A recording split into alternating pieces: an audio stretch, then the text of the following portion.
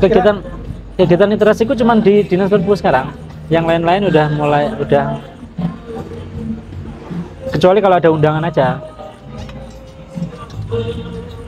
Tapi output dari Suara Sastra itu kira-kira sampai detik ini apa saja Mas? Adakah antologi puisi atau antologi cerpen?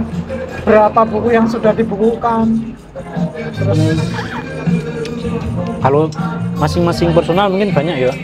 oh masing-masing menulis Misalkan, juga menulis sendiri ya? iya, masing-masing kan menerbitkan buku juga. Terus kalau Suara Sastranya kan 2 buku ya. 2 buku itu antologi cerpen atau antologi puisi? Yang pertama antologi gaduh-gaduh, cerpen, puisi, esai, Oh, fiksi mini jadi 1. Yang terakhir, yang kedua kemarin puisi, full puisi. full puisi. Tapi kan event-event itu kan, terakhir itu eventnya lomba baca puisi, dan itu membludak 111 peserta. Blitar. Tapi itu Kabupaten. Blitar Raya. Oh, Blitar Raya. Itu Kota juga itu berarti. udah dibatasi loh. Kalau nggak dibatasi mungkin lebih dari itu. Ternyata banyak peminatnya. Dan itu tempatnya di Dinas Perpus yang kemarin di gedung belakang. Gue sih tahu gedung Ya, belakang. yang gedung baru. Ya masih belum jadi ya. Moga-moga nanti bisa jadi gedung yang bagus. Amin, amin, amin. Semoga menjadi perhatian Ya, penting bagi pemerintah perihal literasi. betul. Apalagi bupatinya baru. Ya, Nanti yang mangkrak banyak loh di kabupaten ini kan. Wih, Kanigoro, proyek-proyek. perempatan bekas pasar itu kan malah jadi semak-semak tuh. Oh ya. Oh, itu malah memberdayakan peternak-peternak Iso ngaret ya. sekitar. Betul, Mas. Betul. Itu mungkin salah satu planningnya pemerintah itu juga. Oke. Biar warga itu nyari rumputnya mudah. Ya. Nah, untuk puisi yang kemarin menyinggung sedikit teknis acara kemarin tuh puisinya mereka membawakan sendiri atau Kan puisinya ini ada puisi yang memang dipilihkan sama juri. oh dipilihkan dari juri ya? Juri milih 8 berapa ya? 8 atau berapa lupa. Kalau lomba biasanya gitu. Oh gitu teknisnya. Apalagi anak SD biar lebih ini. Nggak mungkin membuat sendiri ya? Kalau cipta puisi biasanya sih kelas SMP, SMA, dewasa itu mungkin. Oke, aku yang nggak terlalu. Cipta dan baca berarti. Nggak cuma cipta. Kadang ada yang cipta aja, ada cipta yang baca. Oh. Kalau kemarin kan khusus baca puisi. Tapi yang Suara Sastra itu kan jadi menarik karena itu kan komunitas yang diinisiasi oleh masyarakat dan melibatkan masyarakat. Jadi bukan G2G, government to government. Misalnya kayak dinas ini sama dinas ini atau Bukan perpus, kerjasama gitu. bukan antar birokrasi. Iya betul. Tapi memang masyarakat secara organik kalau Menginginkan hal itu ada. itu ada, dan kemudian ada dinas yang mau berkolaborasi. Kan sama ini susah toh masyarakat berkolaborasi dengan birokrasi itu. Iya. Bagi orang-orang seni cenderung menghindari kok. Apalagi anak Suara Sastra kan tidak memikirkan soal aku dapat apa ya, Ya, secara betul. materi loh maksudnya, Ya, secara betul. materi.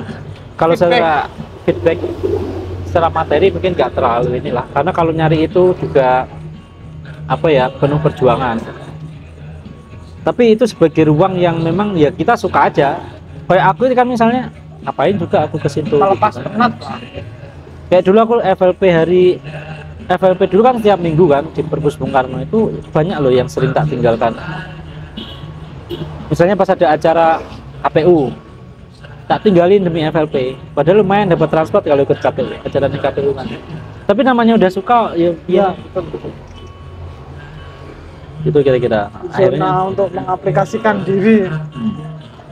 Akhirnya orang-orang secara ini ya, masyarakat umum datang ke perpustakaan bukan karena memang perpustakaan mengundang mereka atau memang mereka didelegasikan entah dari Perpusdes, tapi memang mereka mau datang karena ada kegiatan Suara Sastra itu, makanya aku mendukung. Ya inisiatornya John sama Galang itu sebenarnya. Jadi kalau tanya siapa yang mendirikan ya mereka.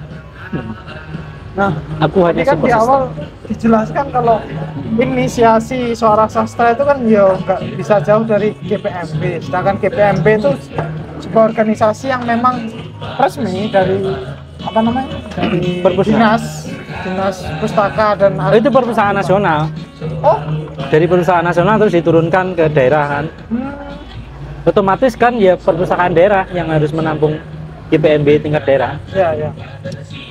Nah, dari suara sastra sendiri sumber dananya itu apakah nanti bercabang ke GPMB atau memang organik tadi seperti yang dikatakan? GPMB kan nggak punya anggaran juga.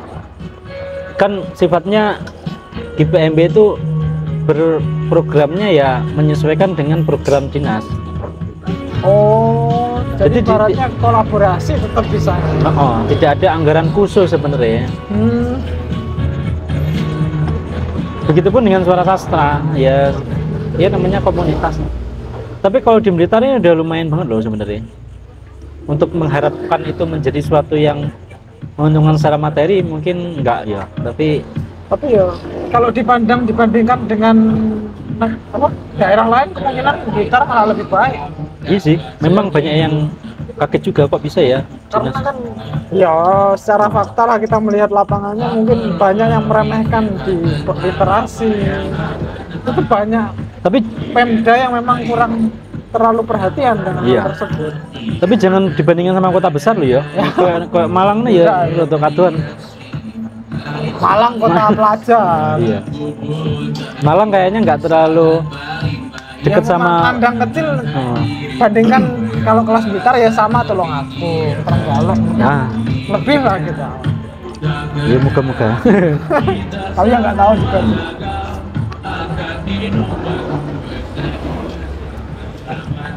Nah, sedangkan dua antologi yang satu gado-gado terus yang satu puisi tadi sumber dananya untuk nyetanya dari mana? Sumber dananya dari apa ya? Dari Tuhan. Enggak, itu prosesnya panjang tuh. Sebenarnya itu patungan. Oh, Cuman patungan dari dana mana itu yang itu nggak bisa diceritakan. kalau kan Nah, bagus lah ketika tadi dibilangin organik mereka mau untuk Iya. mengaplikasikan diri ini namanya juga hobi sih ya. betul. Makanya kalau baca kan dulu waktu kuliah kan kita sering baca toh intelektual organik, kedekatan organik, pertemanan organik. Tapi kan bagaimana ya aplikasinya? Aplikasinya tuh nggak terlalu. Nah, aku baru nemu di sini. Oh ya, berarti organik itu artinya memang orang tuh mau berkumpul, mau berproses tanpa mereka harus Tendensius karena sesuatu. karena sesuatu, dan datang pun bukan karena urusan formal, misalnya karena kamu pengelola lembaga apa, kamu harus datang karena sebagai posisi di situ. Perwakilan, ya. Enggak, tadi memang datang ya sebagai aku sebagai aku sendiri. ya, aku sebagai seorang Fahrizal yang memang mau datang. Itulah yang disebut ya, organik. Ya. Kan ada satunya apa sih lawannya organik itu lagi aku. Apa? Apa sih? Materialis. Enggak, apa artifisial, intelektual, organik, terus satunya apa lawannya intelektual Non organik? organik ya. Artinya ya hanya kepentingan aja ngono lho maksudnya kepentingan itu. Pragmatis. Oh, pragmatis ya? Apa ada istilahnya kok? Alah lali wis suwi. Udah lama melupakan Gramsci. Diksi-diksi aktivis agak berkurang. Soalnya kalau ngomong orang juga nggak paham. Kalau pakai istilah itu nggak susah orang. Banyak orang tahu. Dan kita harus menjelaskan panjang, mending milih ini.